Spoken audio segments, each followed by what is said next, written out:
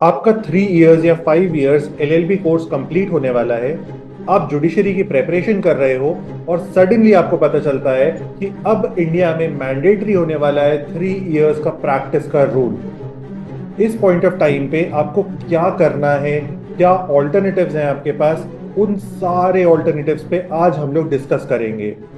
सबसे पहली चीज जो आपको पता होनी चाहिए जब आप जुडिशरी के लिए प्रेप कर रहे होते हो कि जुडिशरी का कोर्स बहुत ही वाइडर कोर्स है। उसमें बहुत सारी चीजें इंक्लूडेड है। आप मल्टीपल तरीके के सब्जेक्ट्स पढ़ते हो, पैरेलली आप मेंस की तैयारी करते हो। इसके साथ में आप जब प्रीलिम्स की तैयारी करते हो, इंटरव्यू की तैयारी करते हो, उस पॉइंट पे भी आपके ऑलमोस्ट सारे सब्जेक्ट्स कवर हो जाते हैं जो बाकी एंट्रेंस एग्जाम्स में पूछे जाते हैं।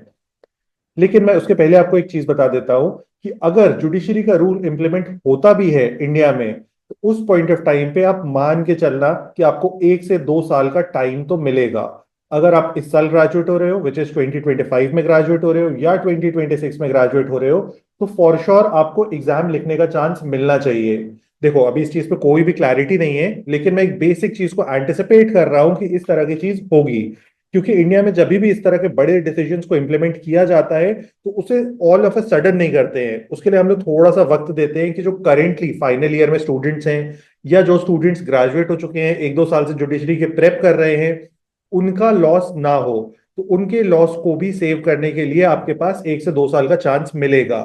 स्टिल मैं चाहूंगा कि अगर आप अपने फर्स्ट, सेकेंड या थर्ड ईयर में हो, तो उस पॉइंट ऑफ टाइम पे आप ऑल्टरनेटिव एग्जाम्स की तरफ देखो।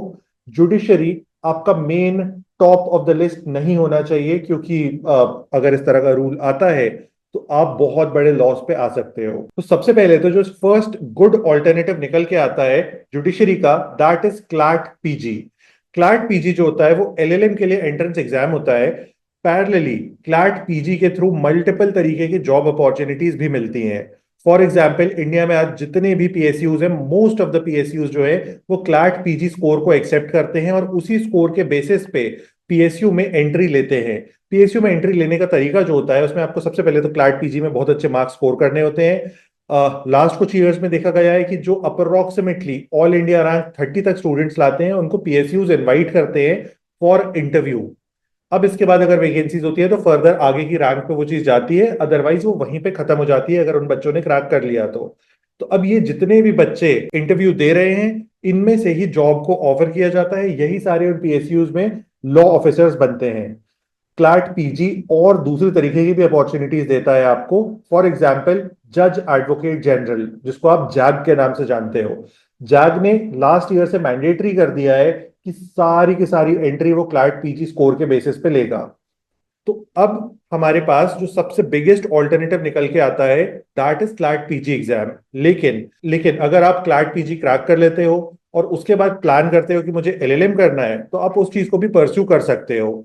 फॉर एग्जाम्पल, आपकी एक ऐसी सिचुएशन हो सकती है कि आपको पर्टिकुलर फील्ड ऑफ लॉ बहुत ज्यादा इंटरेस्ट करता है, तो उस पर्टिकुलर फील्ड ऑफ लॉ में आप अपनी एक्सपर्टीज कर सकते हो, उस पर्टिकुलर फील्ड ऑफ लॉ में अपना एलएलएम स्पेशलाइजेशन कर सकते हो, या फिर आप एक जनरल एलएलएम कर सकते हो। जनरल एलएलएम मोस्टली इसमें एनलेस टॉप पे आता है। मेरे को तो मतलब जहां तक पता है, ज्यादातर कॉलेजेस जनरल एलएलएम प्रोवाइड नहीं करते हैं, इवन एनएलयूज, लेकिन एनएलएसआईयू फॉर श्योर करता है general LLM provide. General LLM में आपको ओवरऑल सारी चीजें इक्वल अमाउंट्स में पढ़ाई जाती है, अनलाइक स्पेशलाइजेशन। स्पेशलाइजेशन में क्या होता है, एक सब्जेक्ट फोकस होता है और उसके अराउंड की सारी चीजें आपको पढ़ाई जाती है। Next alternative is UGC net. UGC net को लास्ट ईयर से अलाउ कर दिया गया है कि स्टूडेंट्स अपने फाइनल ईयर में होते हुए भी दे सकते हैं।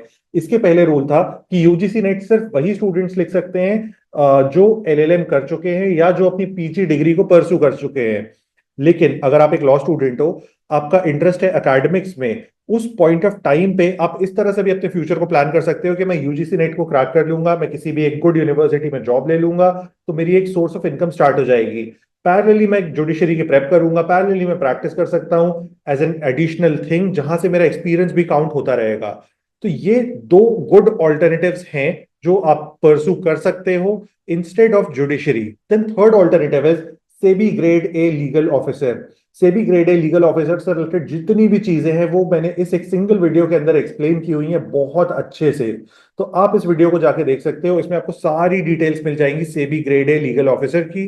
पैरेलली इस तरह की और भी जितनी भी लीगल वैकेंसीज आती हैं अक्रॉस इंडिया, जो भी आपके लिए रेलेवेंट होती है, वो सारी की सारी वैकेंसीज हम लोग शेयर करते हैं हम अपने टेलीग्राम चैनल पे। तो आप उस टेलीग्राम चैनल को भी ज्वाइन कर लो, वो आपको बहुत एक्सट्रीम अमाउंट्स में हेल्प करेगा।